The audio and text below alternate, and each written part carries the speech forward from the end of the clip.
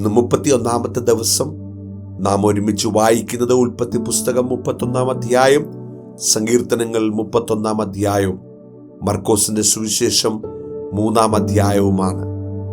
ഉൽപ്പത്തി പുസ്തകം 31-ാം അധ്യായം. എന്നാൽ ഞങ്ങളുടെ അപ്പനുള്ളതൊക്കെയും യാക്കോബ് എടുത്തു കളഞ്ഞു. ഞങ്ങളുടെ അപ്പന്റെ വകകൊണ്ട് അവൻ ഈ ധനമൊക്കെയും സമ്പാദിച്ചുവെന്ന് ലാബാന്റെ പുത്രന്മാർ പറഞ്ഞ വാക്കുകളെ അവൻ കേട്ടു. യാക്കോബ് ലാബാന്റെ മുഖത്ത് നോക്കിയാറെ അത് തന്റെ നേരെ മുമ്പേ ഇരുന്നത് പോലെ അല്ല എന്ന് കണ്ടു. അപ്പോൾ യഹോവ യാക്കോബിനോട്, നിന്റെ പിതാക്കന്മാരുടെ ദേശത്തേക്കും നിന്റെ ചാർച്ചക്കാരുടെ അടുക്കിലേക്കും മടങ്ങിപ്പോക, ഞാൻ നിന്നോട് കൂടെ ഇരിക്കും എന്ന് അരുളി ചെയ്തു. യാക്കോബ് ആളയച്ച് റാഹേലിനെയും ലേയെയും വയലിൽ തന്റെ ആട്ടിൻകൂട്ടത്തിന്റെ അടുക്കൽ വെളുപ്പിച്ചു. അവരോട് പറഞ്ഞത്, നിങ്ങളുടെ അപ്പന്റെ മുഖം എന്റെ നേരെ മുമ്പേ പോലെ അല്ല എന്ന് ഞാൻ കാണുന്നു. എങ്കിലും എന്റെ അപ്പന്റെ ദൈവം എന്നോട് കൂടെ ഉണ്ടായിരുന്നു. നിങ്ങളുടെ അപ്പനെ ഞാൻ എന്റെ സർവ്വബലത്തോടും കൂടെ സേവിച്ചു എന്ന് നിങ്ങൾക്ക് തന്നെ അറിയാമല്ലോ. നിങ്ങളുടെ അപ്പനോ എന്നെ ചതിച്ചു, എന്റെ പ്രതിഫലം 10 പ്രാവശ്യം മാറ്റി. എങ്കിലും എന്നോട് ദോഷം ചെയ്യുവാൻ ദൈവം അവനെ സമ്മതിച്ചില്ല. പുള്ളിയുള്ളവ നിന്റെ പ്രതിഫലമായിരിക്കട്ടെ എന്ന് അവൻ പറഞ്ഞു.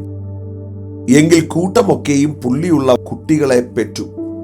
വരയുള്ളവ നിന്റെ പ്രതിഫലമായിരിക്കട്ടെ എന്നവൻ പറഞ്ഞു. എങ്കിൽ കൂട്ടമൊക്കെയും വരയുള്ള കുട്ടികളെ പെറ്റു. ഇങ്ങനെ ദൈവം നിങ്ങളുടെ അപ്പന്റെ ആട്ടിൻകൂട്ടത്തെ എടുത്ത് എനിക്ക് തന്നിരിക്കുന്നു. ആടുകൾ ചനയേൽക്കുന്ന കാലത്ത് ഞാൻ സ്വപ്നത്തിൽ ആടുകളിന്മേൽ കയറുന്ന മുട്ടാടുകൾ വരയും പുള്ളിയും മറവും ഉള്ളത് എന്ന് കണ്ടു. ദൈവത്തിന്റെ ദൂതൻ സ്വപ്നത്തിൽ എന്നോട് യാക്കോബേ എന്ന് വിളിച്ചു. ഞാനിതാ എന്ന് ഞാൻ പറഞ്ഞു. അപ്പോൾ അവൻ, നീ തലപൊക്കി നോക്കുക, ആടുകളുടെ മേൽ കയറുന്ന മുട്ടാടുകളൊക്കെയും വരയും പുള്ളിയും മറവുമുള്ളവയല്ലോ. ലാബാൻ നിന്നോട് ചെയ്തത് ഒക്കെയും ഞാൻ കണ്ടിരിക്കുന്നു. നീ തൂണിനെ അഭിഷേകം ചെയ്യുകയും എന്നോട് നേർച്ച നേരുകയും ചെയ്ത സ്ഥലമായ ബഥേലിന്റെ ദൈവമാകുന്നു ഞാൻ. ആകയാൽ നീ എഴുന്നേറ്റ് ഈ ദേശം വിട്ട് നിന്റെ ജന്മദേശത്തേക്ക് മടങ്ങിപ്പോക എന്ന് കൽപ്പിച്ചിരിക്കുന്നു. റാഹേലും ലേയും അവനോട് ഉത്തരം പറഞ്ഞത്, അപ്പന്റെ വീട്ടിൽ ഞങ്ങൾക്കിനി ഓഹരിയും അവകാശവും ഉണ്ടോ? അവൻ ഞങ്ങളെ അന്യരായിട്ടല്ലോ വിചാരിക്കുന്നത്. ഞങ്ങളെ വിറ്റു വിലയും എല്ലാം തിന്നു കളഞ്ഞുവല്ലോ. ദൈവം ഞങ്ങളുടെ അപ്പന്റെ പക്കൽ നിന്ന് എടുത്തു കളഞ്ഞ സമ്പത്തൊക്കെയും ഞങ്ങൾക്കും ഞങ്ങളുടെ മക്കൾക്കും ഉള്ളതല്ലോ. ആകയാൽ ദൈവം നിങ്ങളോട് കൽപ്പിച്ചതൊക്കെയും ചെയ്തു കൊള്ളുക. അങ്ങനെ യാക്കോബ് എഴുന്നേറ്റ് തന്റെ ഭാര്യമാരെയും പുത്രന്മാരെയും ഒട്ടകപ്പുറത്ത് കയറ്റി തന്റെ കന്നുകാലികളെ ഒക്കെയും താൻ സമ്പാദിച്ച സമ്പത്തൊക്കെയും താൻ പദ്ദൻഅരാമിൽ സമ്പാദിച്ച മൃഗസമ്പത്തൊക്കെയും ചേർത്തുകൊണ്ട് കനാൻ ദേശത്ത് തന്റെ അപ്പനായ ഇസഹാക്കിന്റെ അടുക്കൽ പോകുവാൻ പുറപ്പെട്ടു. ലാബാൻ തന്റെ ആടുകളെ രോമം കത്രിപ്പാൻ പോയിരുന്നു. റാഹേൽ തന്റെ അപ്പനുള്ള ഗ്രഹവിഗ്രഹങ്ങളെ മോഷ്ടിച്ചു. താൻ ഓടിപ്പോകുന്നത് യാക്കോബ് ആരാമ്യനായ ലാബാനോട് അറിയിക്കായകയാൽ അവനെ തോൽപ്പിച്ചായിരുന്നു പോയത്. ഇങ്ങനെ അവൻ തനിക്കുള്ള സകലവുമായി ഓടിപ്പോയി. അവൻ പുറപ്പെട്ട് നദി കടന്നു ഗിലെയാദ് പർവ്വതത്തിന് നേരെ തിരിഞ്ഞു. യാക്കോബ് ഓടിപ്പോയി എന്ന് ലാബാന് 3-ാം ദിവസം അറിവ് കിട്ടി. ഉടനെ അവൻ തന്റെ സഹോദരന്മാരെ കൂട്ടിക്കൊണ്ട് 7 ദിവസത്തെ വഴി അവനെ പിന്തുടർന്ന് ഗിലെയാദ് പർവ്വതത്തിൽ അവനോടൊപ്പമെത്തി. എന്നാൽ ദൈവം രാത്രി സ്വപ്നത്തിൽ ആരാമ്യനായ ലാബാന്റെ അടുക്കൽ വന്ന അവനോട്, നീ യാക്കോബിനോട് ഗുണമെങ്കിലും ദോഷമെങ്കിലും പറയാതിരിപ്പാൻ സൂക്ഷിച്ചു കൊള്ളുക എന്ന് കൽപ്പിച്ചു. ലാബാൻ യാക്കോബിനോട് ഒപ്പമെത്തി. യാക്കോബ് പർവ്വതത്തിൽ കൂടാരമടിച്ചിരുന്നു. ലാബാനും തന്റെ സഹോദരന്മാരുമായി ഗിലെയാദ് പർവ്വതത്തിൽ കൂടാരമടിച്ചു. ലാബാൻ യാക്കോബിനോട് പറഞ്ഞത്, നീ എന്നെ ഒളിച്ചു പോയി കളയുകയും എന്റെ പുത്രിമാരെ വാളാൽ പിടിച്ചവരെ പോലെ കൊണ്ടുപോവുകയും ചെയ്തത് എന്ത്? നീ എന്നെ തോൽപ്പിച്ച് രഹസ്യമായിട്ട് ഓടിപ്പോകുകയും ഞാൻ സന്തോഷത്തോടും സംഗീതത്തോടും മുരജത്തോടും വീണയോടും കൂടെ നിന്നെ അയപ്പാൻ തക്കവണ്ണം എന്നെ അറിയിക്കാതിരിക്കുകയും എന്റെ പുത്രന്മാരെയും പുത്രിമാരെയും ചുംബിപ്പാൻ എനിക്ക് ഇടതരാതിരിക്കുകയും ചെയ്തത് എന്ത്? ഭോഷത്വമാകുന്നു നീ ചെയ്തത്. നിങ്ങളോട് ദോഷം ചെയ്യുവാൻ എന്റെ പക്കൽ ശക്തിയുണ്ട്. എങ്കിലും നീ യാക്കോബിനോട് ഗുണമെങ്കിലും ദോഷമെങ്കിലും ചെയ്യാതിരിപ്പാൻ സൂക്ഷിച്ചുകൊള്ളുക എന്ന് നിങ്ങളുടെ പിതാവിന്റെ ദൈവം കഴിഞ്ഞ രാത്രി എന്നോട് കൽപ്പിച്ചിരിക്കുന്നു. ആകട്ടെ, നിന്റെ പിതൃഭവനത്തിനായുള്ള അതിവാഞ്ചയാൽ നീ പുറപ്പെട്ടു പോന്നു. എന്നാൽ എന്റെ ദേവന്മാരെ മോഷ്ടിച്ചത് എന്തിന്? യാക്കോബ് ലാബാനോട്, പക്ഷേ നിന്റെ പുത്രിമാരെ നീ എന്റെ പക്കൽ നിന്ന് അപഹരിക്കുമെന്ന് ഞാൻ ഭയപ്പെട്ടു. എന്നാൽ നീ ആരുടെ പക്കലെങ്കിലും നിന്റെ ദേവന്മാരെ കണ്ടാൽ അവൻ ജീവനോടെ ഇരിക്കരുത്. എന്റെ പക്കൽ നിന്റെ വക വല്ലതുമുണ്ടോ എന്ന് നീ നമ്മുടെ സഹോദരന്മാർ കാണെ നോക്കി എടുക്ക എന്ന് ഉത്തരം പറഞ്ഞു. റാഹേൽ അവയെ മോഷ്ടിച്ചത് യാക്കോബ് അറിഞ്ഞില്ല. അങ്ങനെ ലാബാൻ യാക്കോബിന്റെ കൂടാരത്തിലും ലേയുടെ കൂടാരത്തിലും 2 ദാസിമാരുടെ കൂടാരത്തിലും ചെന്നു നോക്കി, ഒന്നും കണ്ടില്ല താനും. അവൻ ലേയുടെ കൂടാരത്തിൽ നിന്ന് ഇറങ്ങി റാഹേലിന്റെ കൂടാരത്തിൽ ചെന്നു. എന്നാൽ റാഹേൽ വിഗ്രഹങ്ങളെ എടുത്ത് ഒട്ടകക്കോപ്പിനകത്ത് ഇട്ട് അതിന്മേൽ ഇരിക്കുകയായിരുന്നു. ലാബാൻ കൂടാരത്തിലൊക്കെയും തിരഞ്ഞു നോക്കി, കണ്ടില്ല താനും. അവൾ അപ്പനോട്, യജമാനൻ കോപിക്കരുതേ, നിന്റെ മുമ്പാകെ എഴുന്നേൽപ്പാൻ എനിക്ക് കഴിവില്ല, സ്ത്രീകൾക്കുള്ള മുറ എനിക്ക് വന്നിരിക്കുന്നു എന്ന് പറഞ്ഞു. അങ്ങനെ അവൻ ശോധന കഴിച്ചു, ഗൃഹവിഗ്രഹങ്ങളെ കണ്ടില്ല താനും. അപ്പോൾ യാക്കോബിന് കോപം ജ്വലിച്ചു. അവൻ ലാബാനോട് വാദിച്ചു. യാക്കോബ് ലാബാനോട് പറഞ്ഞത് എന്തെന്നാൽ, എന്റെ കുറ്റമെന്ത്? നീ ഇത്ര ഉഗ്രതയോടെ എന്റെ പിന്നാലെ ഓടി വരേണ്ടതിന് എന്റെ തെറ്റെന്ത്? നീ എന്റെ സാമാനമൊക്കെയും ശോധന കഴിച്ചുവല്ലോ. നിന്റെ വീട്ടിലെ സാമാനം വല്ലതും കണ്ടുവോ? എന്റെ സഹോദരന്മാർക്കും നിന്റെ സഹോദരന്മാർക്കും മുമ്പാകെ ഇവിടെ വെക്കുക. അവർ നമുക്കിരുവർക്കും മധ്യേ വിധിക്കട്ടെ. ഈ 20 സംവത്സരം ഞാൻ നിന്റെ അടുക്കൽ പാർത്തു. നിന്റെ ചെമ്മരിയാടുകൾക്കും കോലാടുകൾക്കും ചനനാശം വന്നിട്ടില്ല. നിന്റെ കൂട്ടത്തിലെ ആട്ടുകൊറ്റന്മാരെ ഞാൻ തിന്നുകളഞ്ഞിട്ടുമില്ല. ദുഷ്ടമൃഗം കടിച്ചു കീറിയതിനെ നിന്റെ അടുക്കൽ കൊണ്ടുവരാതെ ഞാൻ അതിന് ഉത്തരവാദിയായിരുന്നു. പകൽ കളവ് പോയതിനെയും രാത്രി കളവ് പോയതിനെയും നീ എന്നോട് ചോദിച്ചു. ഇങ്ങനെയായിരുന്നു എന്റെ വസ്തുത. പകൽ വെയിൽ കൊണ്ടും രാത്രി ശീതം കൊണ്ടും ഞാൻ ക്ഷയിച്ചു. എന്റെ കണ്ണിന് ഉറക്കമില്ലാതെയായി. ഈ 20 സംവത്സരം ഞാൻ നിന്റെ വീട്ടിൽ പാർത്തു. 14 സംവത്സരം നിന്റെ 2 പുത്രിമാർക്കായിട്ടും 6 സംവത്സരം നിന്റെ ആട്ടിൻകൂട്ടത്തിനായിട്ടും നിന്നെ സേവിച്ചു. 10 പ്രാവശ്യം നീ എന്റെ പ്രതിഫലം മാറ്റി. എന്റെ പിതാവിന്റെ ദൈവമായി അബ്രഹാമിന്റെ ദൈവവും ഇസ്ഹാക്കിന്റെ ഭയവുമായവൻ എനിക്കില്ലാതിരുന്നുവെങ്കിൽ നീ ഇപ്പോൾ എന്നെ വെറുതെ അയച്ചു കളയുമായിരുന്നു. ദൈവം എന്റെ കഷ്ടതയും എന്റെ കൈകളുടെ പ്രയത്നവും കണ്ട് കഴിഞ്ഞ രാത്രി ന്യായം വിധിച്ചു. ലാബാൻ യാക്കോബിനോട്, പുത്രിമാർ എന്റെ പുത്രിമാർ, മക്കൾ എന്റെ മക്കൾ, ആട്ടിൻകൂട്ടം എന്റെ ആട്ടിൻകൂട്ടം. നീ കാണുന്നതൊക്കെയും എനിക്കുള്ളത് തന്നെ. ഈ എന്റെ പുത്രിമാരോടോ അവർ പ്രസവിച്ച മക്കളോടോ ഞാൻ ഇന്ന് എന്തു ചെയ്യും?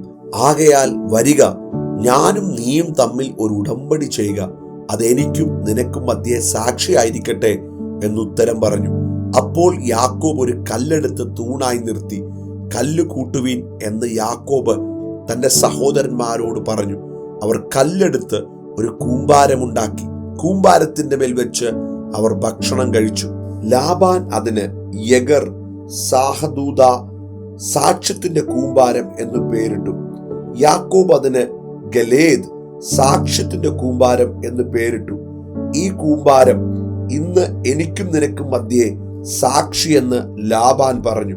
അതുകൊണ്ട് അതിന് ഗലേദ് എന്നും മിസ്പ കാവൽമാടം എന്നും പേരായി. നാം തമ്മിൽ അകന്നിരിക്കുമ്പോൾ യഹോവ എനിക്കും നിനക്കും നടുവേ കാവലായിരിക്കട്ടെ. നീ എന്റെ പുത്രിമാരെ ഉപദ്രവിക്കുകയോ എന്റെ പുത്രിമാരെ അല്ലാതെ വേറെ സ്ത്രീകളെ പരിഗ്രഹിക്കുകയോ ചെയ്യുമെങ്കിൽ നമ്മോടുകൂടെ ആരും ഇല്ല. നോക്കുക, ദൈവം തന്നെ എനിക്കും നിനക്കും മധ്യേ സാക്ഷി എന്ന് അവൻ പറഞ്ഞു. ലാബാൻ പിന്നെയും യാക്കോബിനോട്, ഇതാ ഈ കൂമ്പാരം, ഇതാ എനിക്കും നിനക്കും മധ്യേ നിർത്തിയ തൂൺ. ദോഷത്തിനായി ഞാൻ ഈ കൂമ്പാരം കടന്ന് നിന്റെ അടുക്കൽ വരാതെയും നീ ഈ കൂമ്പാരവും ഈ തൂണും കടന്ന് എന്റെ അടുക്കൽ വരാതെയും ഇരിക്കേണ്ടതിന് ഈ കൂമ്പാരം സാക്ഷി. ഈ തൂണും സാക്ഷി. അബ്രഹാമിന്റെ ദൈവവും നാഹോരിന്റെ ദൈവവും അവരുടെ പിതാവിന്റെ ദൈവവുമായവൻ നമുക്ക് മധ്യേ വിധിക്കട്ടെ എന്ന് പറഞ്ഞു. യാക്കോബ് തന്റെ പിതാവായ ഇസ്ഹാക്കിന്റെ ഭയമായവനെ ചൊല്ലി സത്യം ചെയ്തു. പിന്നെ യാക്കോബ് പർവ്വതത്തിൽ യാഗമർപ്പിച്ച് ഭക്ഷണം കഴിപ്പാൻ തന്റെ സഹോദരന്മാരെ വിളിച്ചു. അവർ ഭക്ഷണം കഴിച്ചു പർവ്വതത്തിൽ രാപാർത്തു. ലാബാൻ അതികാലത്ത് എഴുന്നേറ്റ് തന്റെ പുത്രന്മാരെയും പുത്രിമാരെയും ചുംബിക്കുകയും അനുഗ്രഹിക്കുകയും ചെയ്ത ശേഷം അവിടെ നിന്ന് പുറപ്പെട്ട് സ്വദേശത്തേക്ക് മടങ്ങിപ്പോയി. 31-ാം സങ്കീർത്തനം. യഹോവേ, ഞാൻ നിന്നെ ശരണം പ്രാപിക്കുന്നു. ഞാൻ ഒരു നാളും ലജ്ജിച്ചു പോകരുതേ. നിന്റെ നീതി നിമിത്തം എന്നെ വിടുവിക്കണമേ. നിന്റെ ചെവി എങ്കിലേക്ക് ചായ്ച്ച് എന്നെ വേഗം വിടുവിക്കണമേ. നീ എനിക്ക് ഉറപ്പുള്ള പാറയായും എന്നെ രക്ഷിക്കേണ്ടതിന് കോട്ടയായും ഇരിക്കണമേ. നീ എൻ്റെ പാറയും എൻ്റെ കോട്ടയുമല്ലോ. നിന്റെ നാമനിമിത്തം എന്നെ നടത്തി പാലിക്കണമേ. അവർ എനിക്കായി ഒളിച്ചു വെച്ചിരിക്കുന്ന വലയിൽ നിന്ന് എന്നെ വിടുവിക്കണമേ. നീ എൻ്റെ ദുർഗമാകുന്നുവല്ലോ. നിന്റെ കയ്യിൽ ഞാൻ എൻ്റെ ആത്മാവിനെ ഭരമേൽപ്പിക്കുന്നു. വിശ്വസ്ത ദൈവമായ യഹോവേ, നീ എന്നെ വീണ്ടെടുത്തിരിക്കുന്നു. മിഥ്യാമൂർത്തികളെ സേവിക്കുന്നവരെ ഞാൻ പകയ്ക്കുന്നു. ഞാനോ യഹോവയിൽ ആശ്രയിക്കുന്നു. ഞാൻ നിന്റെ ദയയിൽ ആനന്ദിച്ച് സന്തോഷിക്കുന്നു. നീ എൻ്റെ അരിഷ്ടതയെ കണ്ടു, എൻ്റെ പ്രാണസങ്കടങ്ങളെ അറിഞ്ഞിരിക്കുന്നു. ശത്രുവിൻ്റെ കയ്യിൽ നീ എന്നെ ഏൽപ്പിച്ചിട്ടില്ല. എൻ്റെ കാലുകളെ നീ വിശാല സ്ഥലത്ത് നിർത്തിയിരിക്കുന്നു. യഹോവേ, എന്നോട് കൃപയുണ്ടാകണമേ. ഞാൻ കഷ്ടത്തിലായിരിക്കുന്നു. വ്യസനം കൊണ്ട് എൻ്റെ കണ്ണും പ്രാണനും ഉദരവും ക്ഷയിച്ചിരിക്കുന്നു. എൻ്റെ ആയുസ് ദുഃഖം കൊണ്ടും എൻ്റെ സംവത്സരങ്ങൾ നെടുവീർപ്പ് കൊണ്ടും കഴിഞ്ഞു പോയിരിക്കുന്നു. എൻ്റെ അകൃത്യം നിമിത്തം എൻ്റെ ബലം ക്ഷീണിച്ചും എൻ്റെ അസ്ഥികൾ ക്ഷയിച്ചും ഇരിക്കുന്നു. എൻ്റെ സകല വൈരികളാലും ഞാൻ നിന്ദിതനായി തീർന്നു. എൻ്റെ അയൽക്കാർക്ക് അതിനിന്ദിതൻ തന്നെ. എൻ്റെ മുഖപരിചയക്കാർക്ക് ഞാൻ ഭയഹേതുവായി ഭവിച്ചു. എന്നെ വെളിയിൽ കാണുന്നവർ എന്നെ വിട്ട് ഓടിപ്പോകുന്നു. മരിച്ചുപോയവനെ പോലെ എന്നെ മറന്നു കളഞ്ഞിരിക്കുന്നു. ഞാനൊരു ഉടഞ്ഞ പാത്രം പോലെ ആയിരിക്കുന്നു. ചുറ്റും ഭീതി എന്ന അപശ്രുതി ഞാൻ പലരുടെയും വായിൽ നിന്ന് കേട്ടിരിക്കുന്നു. അവർ എനിക്ക് വിരോധമായി കൂടി ആലോചന ചെയ്തു. എൻ്റെ ജീവനെ എടുത്തു കളവാൻ നിരൂപിച്ചു. എങ്കിലും യഹോവേ, ഞാൻ നിന്നിൽ ആശ്രയിച്ചു. നീ എൻ്റെ ദൈവം എന്ന് ഞാൻ പറഞ്ഞു. എൻ്റെ കാലഗതികൾ നിന്റെ കയ്യിലിരിക്കുന്നു. എൻ്റെ ശത്രുക്കളുടെയും എന്നെ പീഡിപ്പിക്കുന്നവരുടെയും കയ്യിൽ നിന്ന് എന്നെ വിടുവിക്കണമേ. അടിയന്റെ മേൽ തിരുമുഖം പ്രകാശിപ്പിക്കണമേ. നിന്റെ ദയയാൽ എന്നെ രക്ഷിക്കണമേ. യഹോവേ, നിന്നെ വിളിച്ചപേക്ഷിച്ചിരിക്കൊണ്ട് ഞാൻ ലജ്ജിച്ചു പോകരുതേ. ദുഷ്ടന്മാർ ലജ്ജിച്ച് പാതാളത്തിൽ മൗനമായിരിക്കട്ടെ. നീതിമാന് വിരോധമായി ഡംബത്തോടും നിന്ദയോടും കൂടെ ധാർഷ്ട്യം സംസാരിക്കുന്ന വ്യാജമുള്ള അധരങ്ങൾ മിണ്ടാതായി പോകട്ടെ. നിന്റെ ഭക്തന്മാർക്ക് വേണ്ടി നീ സംഗ്രഹിച്ചതും നിന്നിൽ ആശ്രയിക്കുന്നവർക്ക് വേണ്ടി മനുഷ്യപുത്രന്മാർ കാണുകെ നീ പ്രവർത്തിച്ചതുമായ നിന്റെ നന്മ എത്ര വലിയതാകുന്നു. നീ അവരെ മനുഷ്യരുടെ കൂട്ടുകെട്ടിൽ നിന്ന് വിടുവിച്ച് നിന്റെ സാന്നിധ്യത്തിന്റെ മറവിൽ മറയ്ക്കും. നീ അവരെ നാവുകളുടെ വക്കാണത്തിൽ നിന്ന് രക്ഷിച്ച് ഒരു കൂടാരത്തിനകത്ത് ഒളിപ്പിക്കും. യഹോവ വാഴ്ത്തപ്പെട്ടവൻ.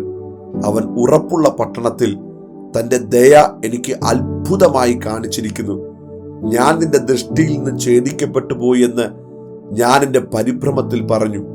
എങ്കിലും ഞാൻ നിന്നെ വിളിച്ചപേക്ഷിച്ചപ്പോൾ എൻ്റെ യാചനയുടെ ശബ്ദം നീ കേട്ടു.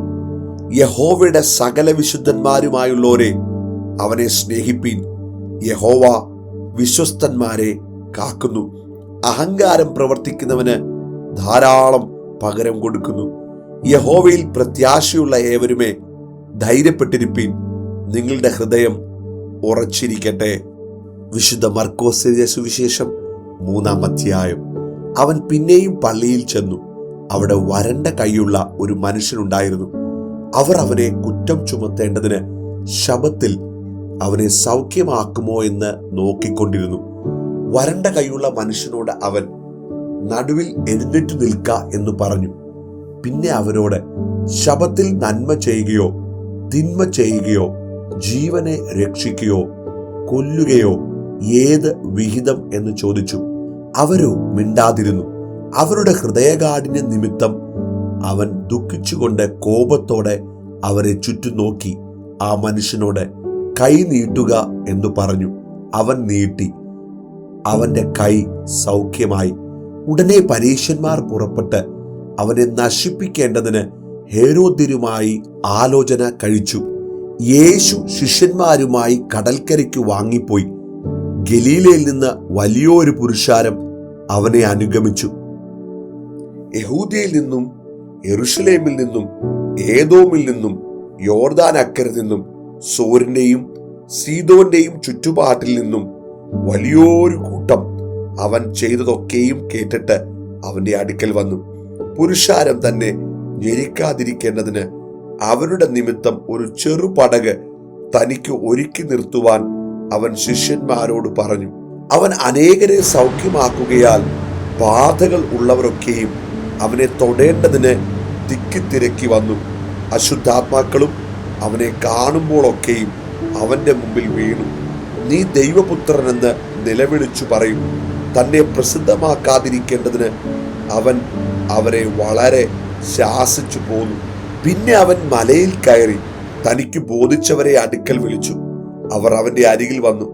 അവൻ തന്നോടുകൂടെ ഇരിപ്പാനും പ്രസംഗിക്കേണ്ടതിന് അയപ്പാനും ഭൂതങ്ങളെ പുറത്താക്കേണ്ടതിന് അധികാരമുണ്ടാകുവാനും 12 നിയമിച്ചു. ശീമോന് പത്രോസ് എന്ന് പേരിട്ടു.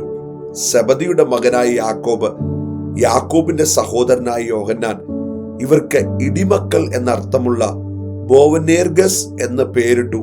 അന്ത്രയാസ്, ഫിലിപ്പോസ്, ബർത്തലോമായി, മത്തായി, തോമസ്, അൽഫായുടെ മകനായ യാക്കോബ്, തദ്ദായി, കനാന്യനായ ശീമോൻ, തന്നെ കാണിച്ചു കൊടുത്ത ഇസ്കരിയോത്ത് യൂദ എന്നിവരെ തന്നെ. അവൻ വീട്ടിൽ വന്നു. അവർക്ക് ഭക്ഷണം കഴിപ്പാൻ പോലും വഹിയാതെ വണ്ണം പുരുഷാരം പിന്നെയും തിങ്ങി കൂടി വന്നു. അവന്റെ ചാർച്ചക്കാർ അത് കേട്ടു. അവന് ബുദ്ധിഭ്രമം ഉണ്ട് എന്ന് പറഞ്ഞ് അവനെ പിടിപ്പാൻ വന്നു. യെരൂശലേമിൽ നിന്ന് വന്ന ശാസ്ത്രിമാരും അവന് ബെൽസബൂൽ ഉണ്ട്, ഭൂതങ്ങളുടെ തലവനെ കൊണ്ട് അവൻ ഭൂതങ്ങളെ പുറത്താക്കുന്നു എന്ന് പറഞ്ഞു. അവൻ അവരെ അടുക്കെ വിളിച്ച് ഉപമകളാൽ അവരോട് പറഞ്ഞത്, സാത്താനെ എങ്ങനെ പുറത്താക്കുവാൻ കഴിയും? ഒരു രാജ്യം തന്നിൽ തന്നെ ഛിദ്രിച്ചുവെങ്കിൽ ആ രാജ്യത്തിന് നിലനിൽപ്പാൻ കഴിയുകയില്ല. ഒരു വീട് തന്നിൽ തന്നെ ഛിദ്രിച്ചുവെങ്കിൽ ആ വീട്ടിന് നിലനിൽപ്പാൻ കഴിയുകയില്ല. സാത്താൻ തന്നോട് തന്നെ എതിർത്ത് ഛിദ്രിച്ചുവെങ്കിൽ അവന് നിലനിൽപ്പാൻ കഴിവില്ല. അവന്റെ അവസാനം വന്നു. ബലവാനെ പിടിച്ചു കെട്ടിയിട്ടല്ലാതെ അവന്റെ വീട്ടിൽ കടന്ന് അവന്റെ കോപ്പ് കവർന്നു കളയുവാൻ ആർക്കും കഴിയുകയില്ല. പിടിച്ചു കെട്ടിയാൽ പിന്നെ അവന്റെ വീട് കവർച്ച ചെയ്യാം. മനുഷ്യരോട് സകല പാപങ്ങളും അവർ ദുഷിച്ചു പറയുന്ന സകല ദൂഷണങ്ങളും ക്ഷമിക്കും. പരിശുദ്ധാത്മാവിന്റെ നേരെ ദൂഷണം പറയുന്നവനോ ഒരു നാളും ക്ഷമ കിട്ടാതെ നിത്യശിക്ഷയ്ക്ക് യോഗ്യനാകുമെന്ന് ഞാൻ സത്യമായിട്ട് നിങ്ങളോട് പറയുന്നു. അവന് ഒരു അശുദ്ധാത്മാവുണ്ട് എന്ന് അവർ പറഞ്ഞിരുന്നു. അനന്തരം അവന്റെ അമ്മയും സഹോദരന്മാരും വന്ന് പുറത്തുനിന്ന് അവനെ വിളിപ്പാൻ ആളയച്ചു. പുരുഷാരം അവന്റെ ചുറ്റും ഇരുന്നിരുന്നു. അവർ അവനോട്, നിന്റെ അമ്മയും സഹോദരന്മാരും പുറത്തു നിന്ന് നിന്നെ അന്വേഷിക്കുന്നു എന്ന് പറഞ്ഞു. അവൻ അവരോട്, എന്റെ അമ്മയും സഹോദരന്മാരും ആർ എന്ന് പറഞ്ഞിട്ട് ചുറ്റിലും ഇരിക്കുന്നവരെ നോക്കിക്കൊണ്ട്, എന്റെ അമ്മയും സഹോദരന്മാരും ഇതാ, ദൈവത്തിന്റെ ഇഷ്ടം ചെയ്യുന്നവൻ തന്നെ എന്റെ സഹോദരനും സഹോദരിയും അമ്മയും ആകുന്നു എന്ന് പറഞ്ഞു.